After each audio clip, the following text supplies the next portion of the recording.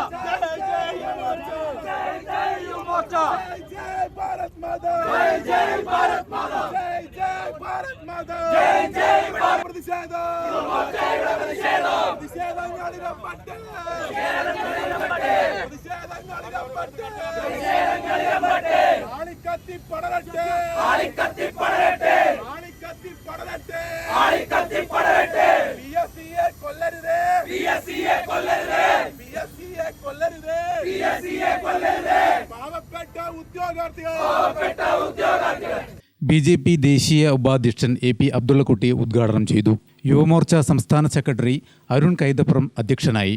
North ജില്ലാ president Arjun മാവിലാക്കണ്ടി, south ജില്ലാ president Arjun Vasudev, BJP north ജില്ലാ പ്രസിഡന്റ് KK വിനോദ് കുമാർ എന്നിവർ സംസാരിച്ചു. KV അർജുൻ, അക്ഷയ് കൃഷ്ണ, KS ജിഷ്ണു, അരുൺ ഭരത് തുടങ്ങിയവർ നേതൃത്വം നൽകി. ഗ്രാമിക ന്യൂസ്, കണ്ണൂർ.